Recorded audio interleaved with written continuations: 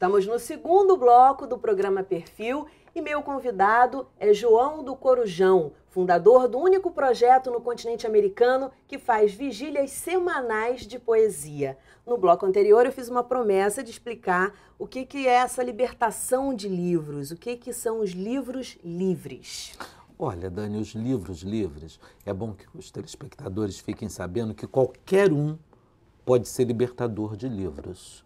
Geralmente, nós temos em casa livros que não utilizamos mais. E a ideia é que esses livros que estão aprisionados de alguma forma, às vezes até em lugares sombrios da casa, ou que estejam encaixotados. Tem gente até que põe livro embaixo assim de estrado da cama, quando a cama quebra, né? Nós precisamos libertar esses livros. E libertar esses livros não precisa necessariamente mandar para a gente. Né? O telespectador que está em casa, a telespectadora, ela pode pegar esses livros e passar, né, para a caixa no supermercado, para o menino que vai entregar o remédio da farmácia, para o motoboy, às vezes para uma amiga, para um amigo, para o porteiro, para o vizinho. O livro que o filho terminou de ler e que não vai ler mais, dá para uma outra criança. Né? Às vezes a pessoa que trabalha na sua casa, ela própria não tem livros, então você pode dar os livros para essa pessoa que trabalha na sua casa. É importante esse esclarecimento, né? Você, inclusive, existem mais de 100 pontos no Rio de Janeiro de distribuição nós temos hoje 180 livros. pontos, 180 pontos para os quais nós mandamos livros, nós arrecadamos livros, sim. Aquelas pessoas que querem, por exemplo, eu não quero dar, mas quero dar para vocês entregarem.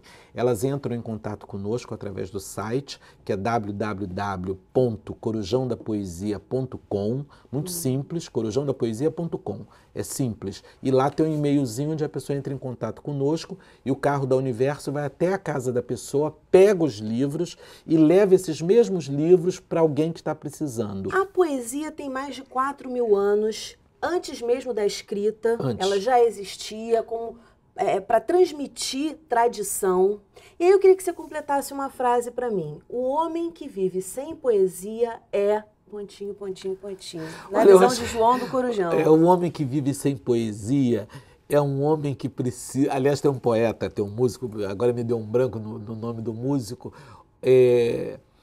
Muitas vezes o corpo pede um pouco mais de alma. Nossa. Poesia é isso.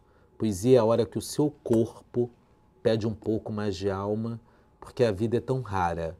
E eu estou cometendo a indelicadeza de não dizer o autor, que é um compositor da música popular brasileira e que eu perdi agora. Você tem uma frase também que se diz assim, a vida carece de poesia. Quem sabe um poema de cor pensa 2 vezes antes de ser agressivo.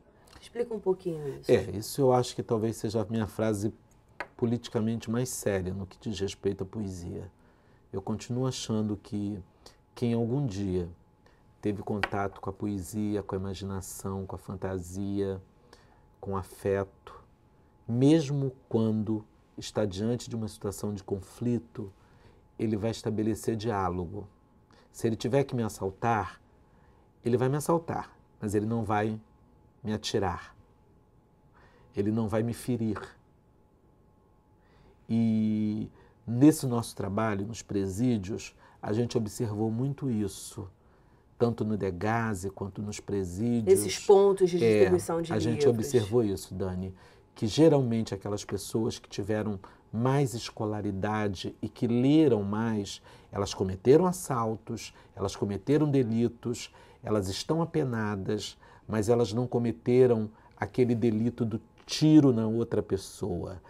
Então, eu acho que a poesia de cor, isto é, ter um poema no coração, ou ter uma leitura, ou ter uma canção de ninar, ou ter tido uma memória de afeto que passa pela literatura ou pela relação familiar, não nos permite ultrapassar a barreira da civilidade.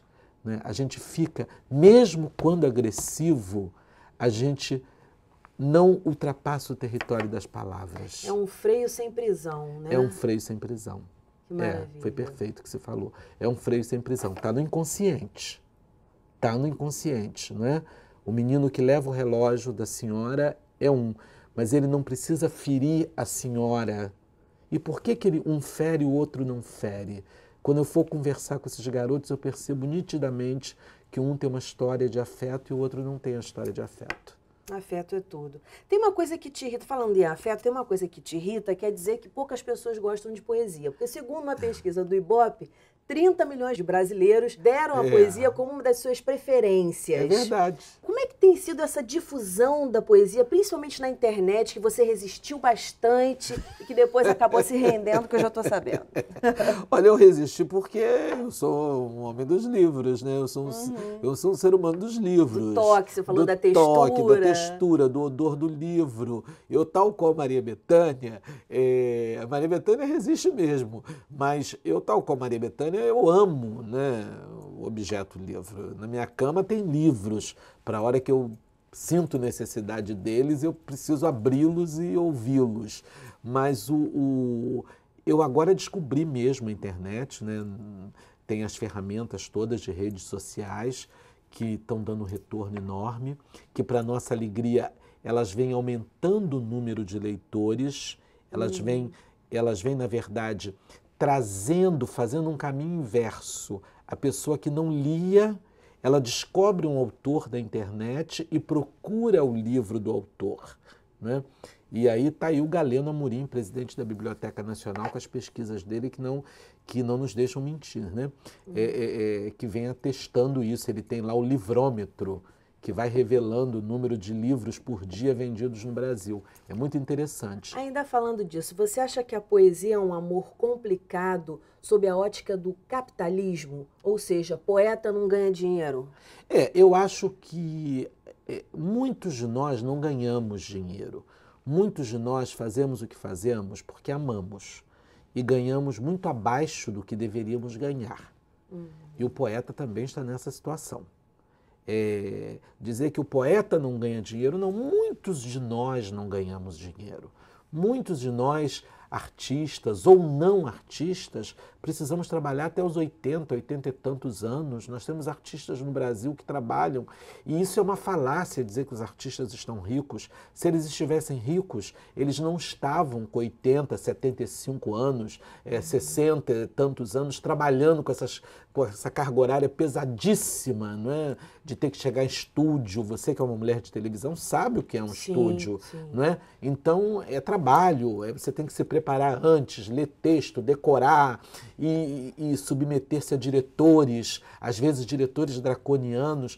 Então é uma ilusão isso tudo, né? Como é uma ilusão com jogadores de futebol, porque na verdade nós somos quase 200 milhões de brasileiros, e quantos são jogadores bem pagos? Exatamente. Muito poucos. Ótima comparação. E, no entanto, o futebol é uma paixão nacional, né? Mas se você for observar, nós talvez tenhamos aí 20, 25 jogadores bem pagos no Brasil, modelos a mesma coisa, mas nem por isso as meninas querem deixar de tentar, não é?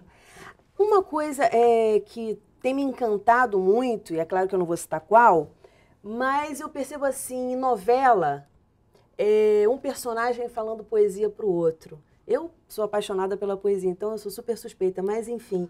E a gente vê matérias de jornal falando sobre poesia. Nossa, quantas matérias eu vi já falando do teu trabalho. Você acha que a poesia pode ser pop? Pode. Pode. Nós temos uma tradição. Castro Alves talvez tenha sido o nosso primeiro popstar. Porque Castro Alves, quando chegava nos lugares, tinha uma multidão esperando por ele, e ele tinha que subir e falar, né? E já tinha uma multidão. Olavo Bilac, por exemplo, quando saía na Avenida Rio Branco para caminhar, as pessoas pediam autógrafo. E ainda hoje, os poetas são muito solicitados. Um poeta como Afonso Romano Santana, uma poeta como Adélia Prado, poeta, eu falo poeta, mas há pessoas que gostam do feminino, né, poetisa, mas Adélia Prado, tantos que eles não conseguem, né, terminar suas sessões de autógrafos, as mãos ficam doloridas, né? E as pessoas pedem mesmo.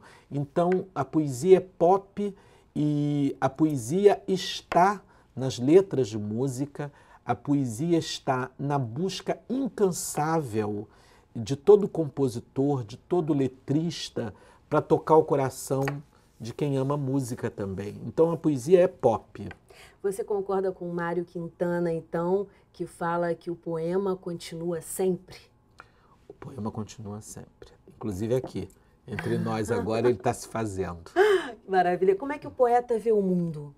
Eu acho que o poeta vê o mundo por uma lente absolutamente diferente, e cada poeta vê de uma forma. Eu não sei te dizer como um poeta vê o mundo, mas eu sei que a nossa percepção desse mundo é pela lente do amor, é pela lente da indignação, é pela lente da transgressão, é pela lente sei, às vezes até de um caleidoscópio, onde todas essas possibilidades estão reunidas. E aí eu vou pedir para você encerrar o nosso programa ainda inspirado no Mário Quintana, dizendo qual é a poesia que você leva sempre, que está sempre contigo. Olha, você falou do Mário Quintana. O Mário Quintana é uma das minhas paixões, e eu até hoje eu me entristeço e me emociono porque o Mário não entrou na Academia Brasileira de Letras, né? E acho até que tenha sido por alguns preconceitos que é melhor não falar. Mas eu vou dizer dele um que, quando eu estou meio desanimado em casa, e aí serve para os telespectadores, para as telespectadoras daqui da TV Alerj, que é o seguinte: todos esses que estão por aí atravancando o meu caminho, eles passarão. Eu, passarinho. Ai, que maravilha! O que dizer mais depois disso? Fantástico, genial. João, muito obrigada pela tua presença. Obrigado a você, Dani. Aqui, obrigado, viu? TV Alerj. Obrigado a toda a equipe, essa casa carinhosa que me recebeu com tanto amor. Se você ama poesia e quer ver esse programa novamente, basta acessar o site www.tvalerj.tv. A gente fica por aqui. TV Alerj, o canal do povo fluminense.